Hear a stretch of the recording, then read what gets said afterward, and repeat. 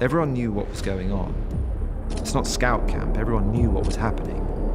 People were murdered. A BBC investigation has uncovered evidence that the British Special Air Service, or SAS, executed detainees and murdered unarmed people in Afghanistan. Welcome to Tactical Truths, the go-to series for military news, tactical analysis and frontline stories that matter. Before we get started, I need your help. 73% of you who watch regularly haven't subscribed yet. If you like what we do, hit that subscribe button, it's free, and helps us make this show better for you every single week. I'm Phil Campion, former UK SAS, and this is Tactical Truths.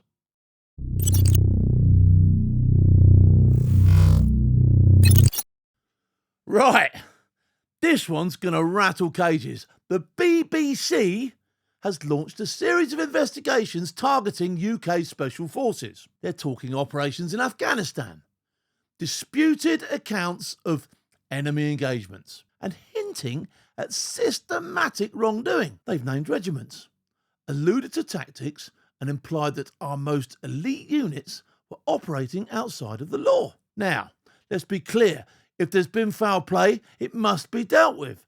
But dragging the entire UKSF into the dock based on unnamed sources, selective leaks and hearsay, now that's very dangerous. And once you start playing games with the reputations of the people who operate in silence, you're not just risking their lives, you're risking the credibility of our national defence.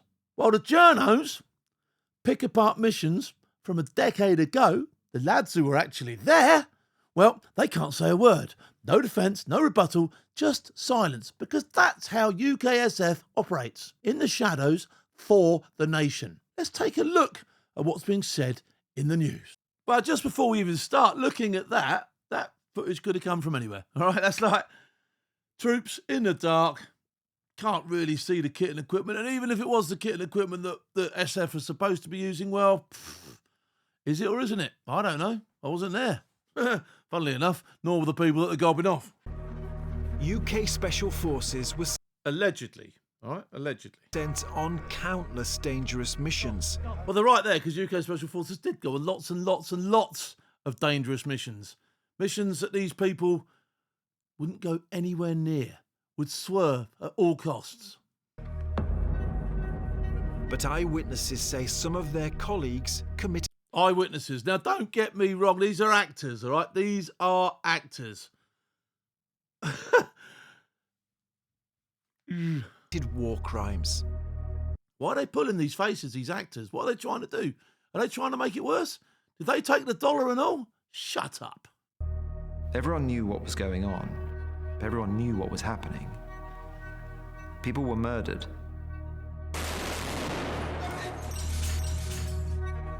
Again, footage from who knows where, and a guy commenting on it. Oh, he wasn't there. He's acting. He's going by allegedly what somebody else said, and that other person hasn't even been identified. They're not showing their face. They're not publicly going up with this, are they? So who are you? There has been an investigation on this already, and those people weren't there because none of this was said on the official investigation. So where were they? Who are they? And what have they got to gain out of all this? It's the first time they've revealed what happened on the operations.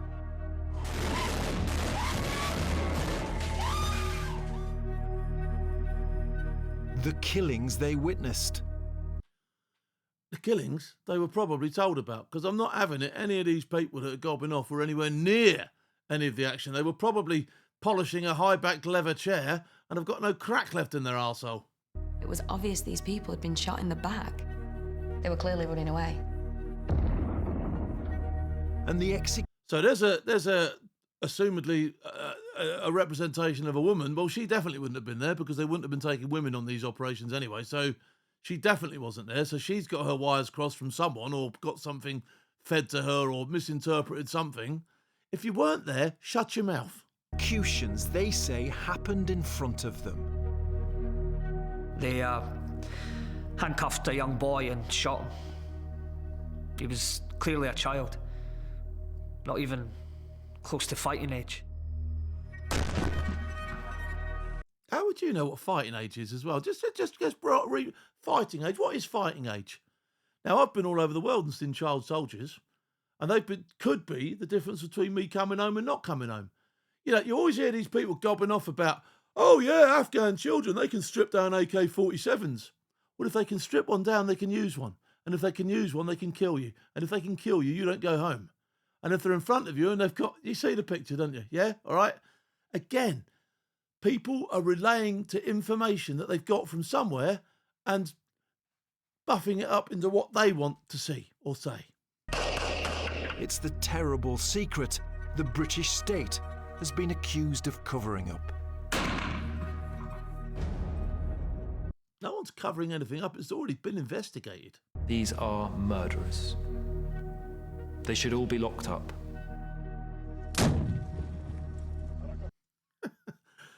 These are people who are asked to do an extremely, extremely dangerous job against extremely dangerous people. And to even think that you'd want to put any more pressure on them is unthinkable to me.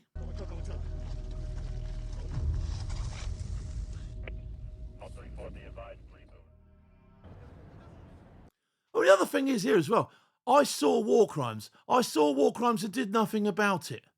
Because if you're only coming out now, where were you when it was all going off? Because if I saw a war crime, and I'll tell you this now, if I saw a war crime while I was on duty, and it's never happened to me, all right? But if I did see a war crime when I was on duty, I'd have said something.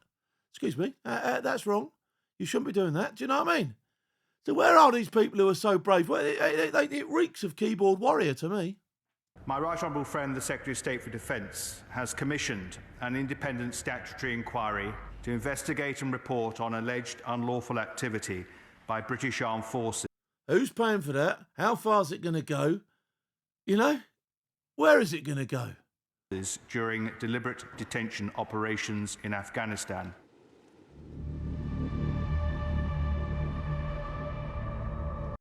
Afghanistan, Iraq, Northern Ireland. Is there anything they don't want to look at? Do you know what I mean?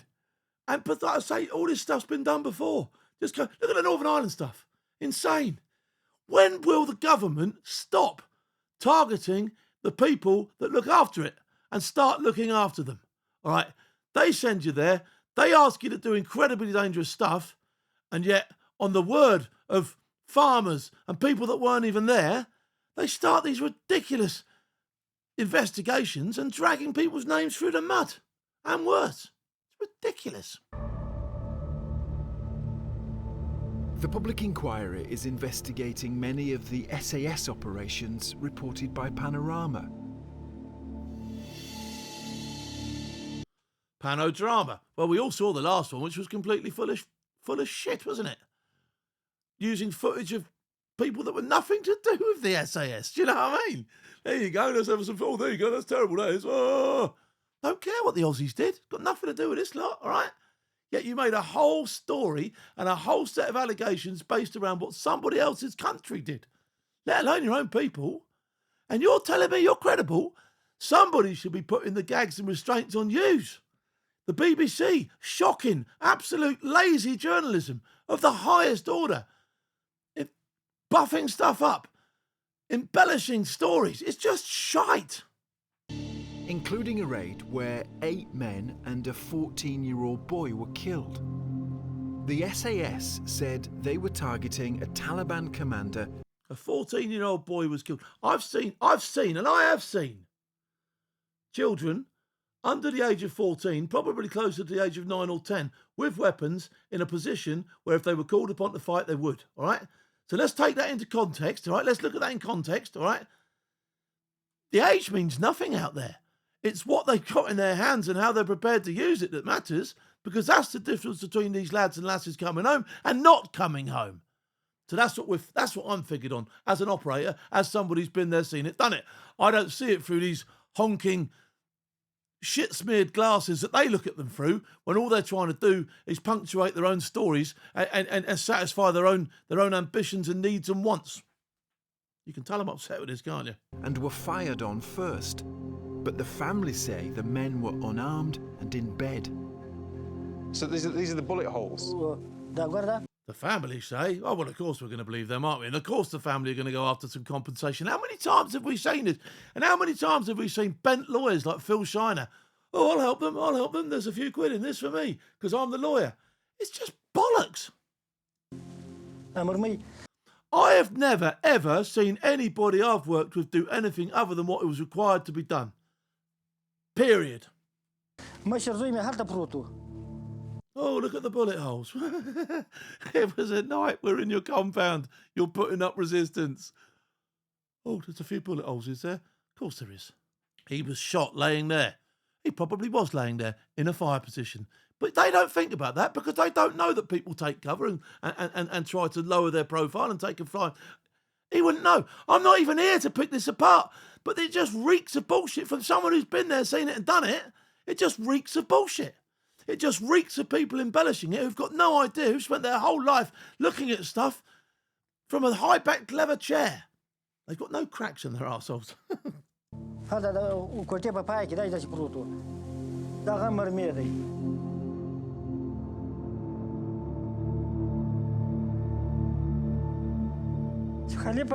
I mean, if that's the bullet hole, that doesn't even look like it hit anything. That looks like it's come straight from the weapon, straight into the ground. There's nothing there to suggest that anything untoward went on for me at all. Nothing whatsoever. But this journo is stood there going, ooh, how terrible. Oh, never expected to see anything like that after a compound had been attacked. Shut up, you dick.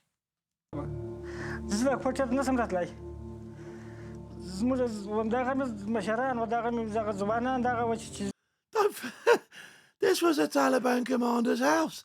This was probably someone who was making bombs. This was somebody who was attacking the British Army and the Americans and anyone else who was in coalition with us.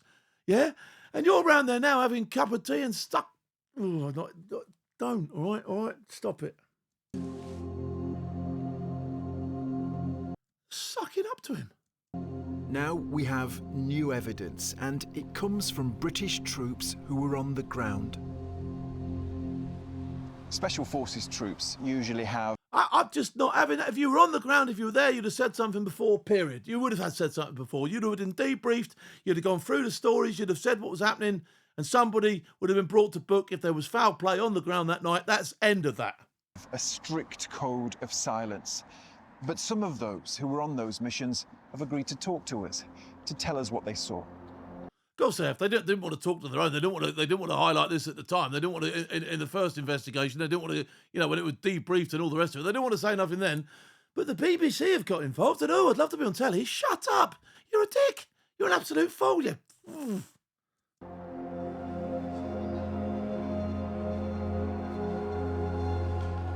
We've spoken to more than 30 sources who served with or alongside UK Special Forces.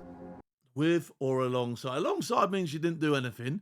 With means might well have been with, but you probably weren't there on the night. Do you know what I mean? It's just so non-Pacific, but so the way they've spun it is to sort of like make you believe as the viewer, as the naive viewer, as the viewer that's had no operational experience, it's meant to lead to believe you that something's going on that isn't. It's the whole thing. The BBC are great. They've done it hundreds of times before. Lazy journalism. It is lazy journalism. They don't want to be identified, so their words are spoken by actors. There we go. And we've dragged in some actors who are going to play the part as well as... These are despicable as well, these actors, as far as I'm concerned. Despicable. There's other ways to make money if you're an actor. You don't have to try and bring people into the shit to do it. Do you know what I mean? You're despicable. You're as bad as the BBC. The squadron was keeping count of how many people were killed. Certain people in the squadron would keep count of how many they'd personally kill as well. It's all logged. I think they logged over 500 captured and about 20 odd killed in some of these instances, right? Of course you've got to log it because you've got to know what happened and what went on, and this stuff is kept as a record to go up against this sort of shit that's coming out now. Do you know what I mean? It's not tally keeping. You've made it sound like they're all going, hey, I did this. It's not like that. It's bullshit. But of course, everything is logged. and everything is held on file. If a target had popped up on the list 2 or 3 times before, then we'd go in with the intention of killing them. I don't believe that for 1 second as well. And, you know, I've been in a position where people could have been killed that were actually taken prisoner, all right? Because if you're not fighting, you're taken as a prisoner. And that's it. That's the bottom line. Do you know what I mean? If you don't come out guns blazing, and believe you me, sometimes in these situations, it's extremely tight call as to what is hostile and what isn't, all right? But regardless, okay, I've never ever been told anything other than, you know, to follow the instruction I've been given. And I've never been told to just go in and murder someone willy-nilly, all right, because they might have been on a wanted list or whatever. That's not something I've ever heard of and not something I've ever seen. There was no attempt to capture them. Sometimes we'd check we'd identified the target. Really? That's an execution in my book. Never ever seen that happen either. Confirm their ID and shoot them. Often, the squadron would just go and kill all the men they found there. Everyone knew what was going on. It's not scout camp. Everyone knew what was happening. People were murdered. I'm not taking away from personal responsibility, but everyone knew. So there was implicit approval for what was happening. The more junior... You need to know who these people are. There's no... You've just bunged these actors on who are putting their funny faces and telling the, you know, reportedly what's been said. Do you know what I mean? You need to get the people there that actually said stuff. If anything's to be believed at all, it's just because this is just bullshit. This is complete and utter fiction. People in the squadron would be under instruction. He's not coming back to base with us, or this detainee makes sure he doesn't come off target. Hearsay as well. Hearsay plays a massive part in this. You know, these stories get completely blown out of proportion by the time it's, you know, by the time someone gets a sniff of it, they mould it up. Everybody wants a bit of reflective glory, and before you know it, everybody's talking about something that never even happened. Again, bullshit. Yet it comes across the wrong desk, and these people get hold of it, and this is what you get. And how many times have we seen it happen? We see it with Brian Woodslot, where you know, an actual lawyer went and fabricated stuff so that he could make the money off people getting done. Unbelievable. That Phil Shiner, you know, the BBC hooked into that quick enough as well, didn't they? Do you know what I mean? We've seen it in Iraq, we've seen it in Afghanistan, Northern Ireland, an absolute travesty of what's going on. People being chased into their 80s and 90s for stuff that they were told to do. Shit. Afghanistan was a tough place to serve.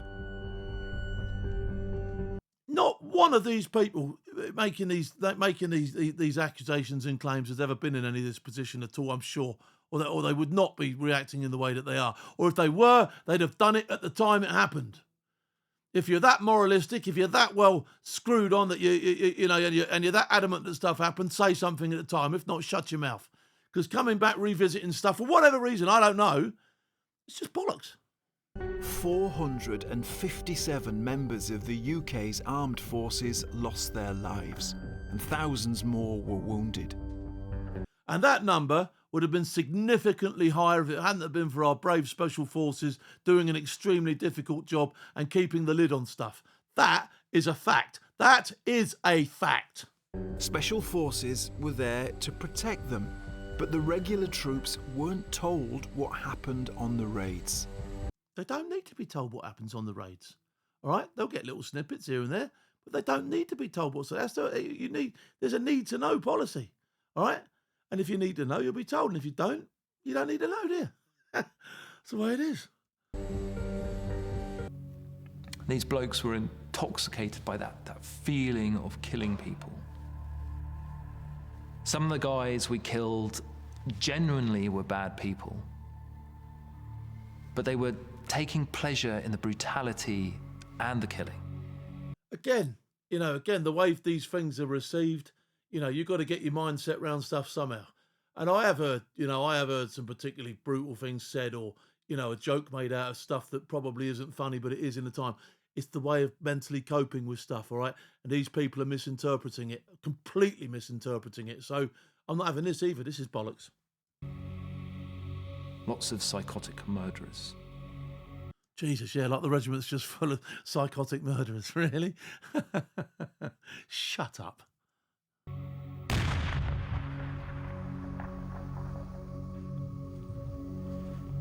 On tour after tour, the Special Forces killings continued. Yeah, unfortunately, you know, on tour after tour, the Taliban's killings continued as well. Quite unrelentingly, quite unmercifully, and on a daily basis. That's the reality.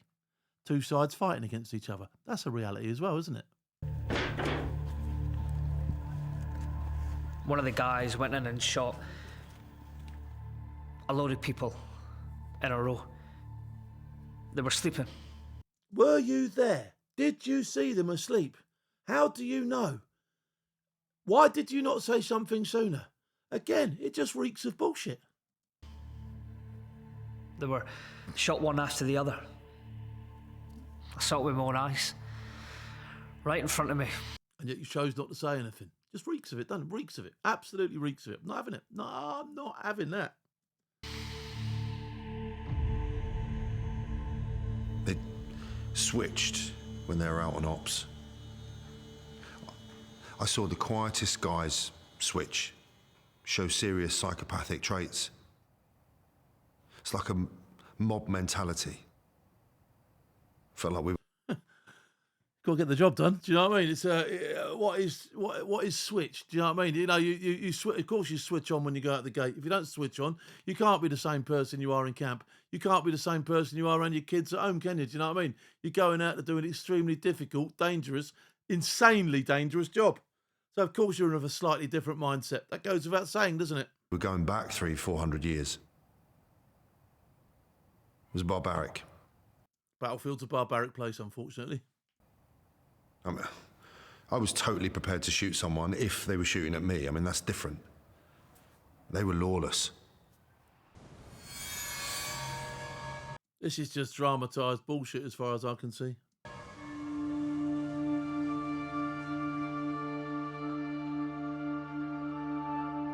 There was more interference with another crucial strand of evidence: video footage. The eyewitnesses say Special Forces raids were filmed. And so if they were filmed, why was nothing being said then? Why has this all just come to light now? Why? Again, it just reeks of fabrication. It just reeks of people trying to get a story where there isn't one. And it reeks of people who are just having a serial pop at our Special Forces. We'd never go out on a job without iStar. One of the air assets would stream footage back to at least one of the ops rooms. If an officer is not out on the ground, they can watch what's happening. There are big screens showing the operation unfolding. My understanding is that the feed coming into the ops room, the footage of the operation, was all recorded. When I was there, absolutely the rule was no operation would happen without eyes in the sky. They had to have eyes in the sky. This man was in a unique position. Johnny Mercer served... Failed selection, by the way. Failed it miserably as well. ...alongside Special Forces in Afghanistan, and later became a defence... Toothless tiger. ...defence minister in the Conservative government. He knew SAS raids were filmed and asked about the footage of the suspect raids. He told the inquiry the then director of Special Forces said it wasn't available. General Roland Walker... Yeah, there you go. So, you know, from being head of Special Forces, he's now in a very, very credible bloke. I do know him. I was on selection with him, right? A very, very credible bloke, a very stern bloke, a very honest bloke, a man built on morals, all right? So I'm not having it rolled. He just wouldn't be having any of this stuff if it was wrong. I'll tell you that now. I know that. I just know that. You know, I'd put a lot of trust in that man. I really would. Is now head of the British Army. I said to him, "Where is this stuff?" I remember he leant back and went like that. So apart from leaning back and apparently shrugging his shoulders and holding his hands out... Rowley wouldn't have been packing up these ops rooms. Rowley wouldn't have been taking the kit back and however it was stored, would it? Ask the people that were manning the operations room where that kit is. Don't ask Rowley. What would he know? Do you know? He's not going to know that. He's not involved at that level. He's not going to be going, oh, don't forget your, that's it, yeah, that's it, Paul. No, that wouldn't have been the case. Stop dramatising this. It's bullshit. Rowley was DSF. Rowley was there in a completely different capacity. He would not have been in there going, right, fellas, make sure that, pull that plug, put that cable on, watch that TV, make sure that's recorded, put that there. That's not his job. So he wouldn't have known where it was. And that's a perfectly legitimate, how would I know? Was it your people who were there, the intelligence officers, that should have been collecting that stuff and making sure it came home? Again, just fabricated bullshit from the BBC.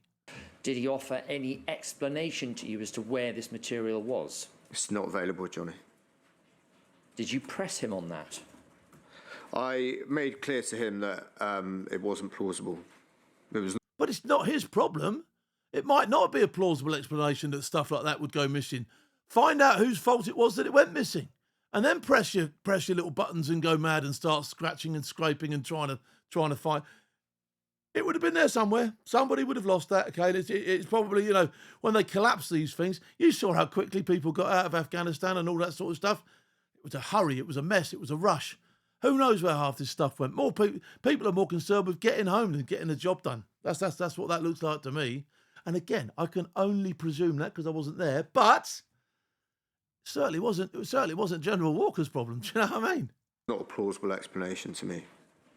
So your take back to the Secretary of State was that, having been tasked by him to get to the bottom of this, you could not agree with what you were being told and you wouldn't sign off on it as accurate. Correct. I think my words were something stinks. We wrote to General Walker. He didn't respond. Don't blame him. I wouldn't have done either. Panorama has discovered Operation Northmoor did obtain some RAF drone footage of Special Forces raids. But the RMP couldn't view it because of a software problem. We've been told that a Ministry of Defence contractor came here in 2019 to help the Royal Military Police. The expert contractor said... The expert contractor, again, somebody who wasn't there. ...supply software that would allow the detectives to... Allow the detectives who weren't there... ...review the footage. But the RMP never took up... Oh, there you go. Oh, no, we don't fancy that then. Do you know what I mean? Come on, something reeks with this. Something does reek, but it's not on that side, it's on this side, isn't it? That's where it reeks. The people who've shirked their responsibility are the people who should have gained the information that they're saying that's happened. It didn't happen, and that's why they haven't got the information that they want, because they look stupid. It never took up the offer, and that crucial footage was never watched. It was never watched. You're still making your stupid programme, aren't you?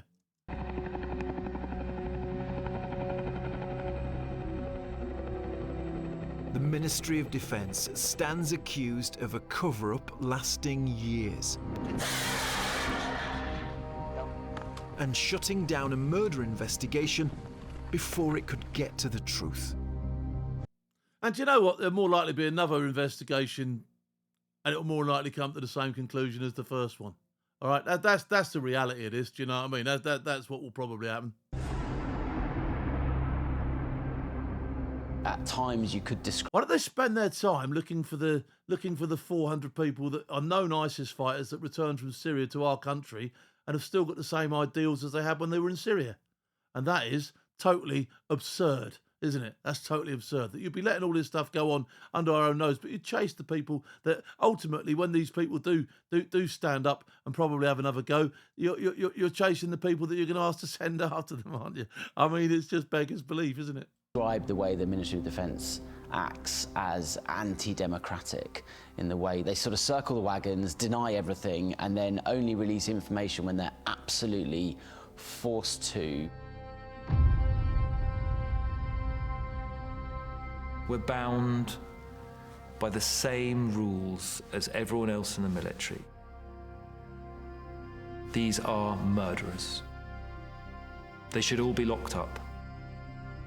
I served with great people in Afghanistan, but you can't let murderers get away with it. But if they did, which is what you're saying, you have. All right, you have, because at the time you never said nothing. So what's going on now?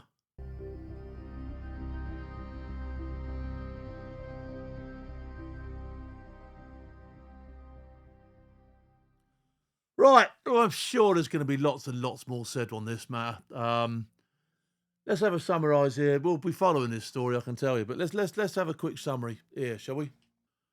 Okay, we've just seen what the press are saying. Here's what we think. First off, let's talk about context.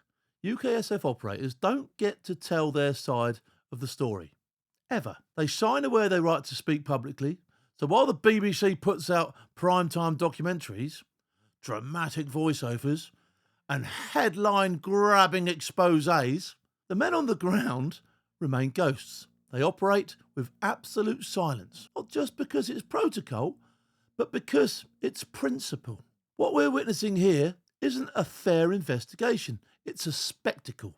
This isn't about justice, it's about viewership, awards and agendas, and it puts the very people who've risked everything in the crosshairs of a public that no longer understands what service really looks like. I've been on these ops. I've seen the conditions, the chaos, the moral fog. What you think is black and white becomes grey in a heartbeat. And yet, here we are, with legal analysts and media pundits reviewing split-second combat calls like they're watching a game of chess. Disconnect is dangerous, not just to morale, but to national readiness. Let's not forget what this really is. It's a calculated campaign timed when recruitment's in crisis. Veteran care is still patchy, and the public's attention span is shorter than ever. If the BBC wants a serious conversation about accountability, fine. But let's also talk about operational context, rules of engagement, and how our enemies have got media narratives to win battles they could never win in the field. UKSF won't respond. They never will. But we will, because those lads deserve to be spoken for by people who understand the job, the risks, and the price of silence. And if you want to hear the conversations we can't discuss openly, join our membership for just 16 pence a day on Force TV Plus. We're going to go a lot deeper than where we've been on here. And we're going to actually talk about some of the ways that people feel now. And let's just kick this one off, shall we? If you were still serving, would you be prepared to go in if a BBC operative was taken? Would you? Because that's a conversation I've had recently. And you might be surprised to find out the answer.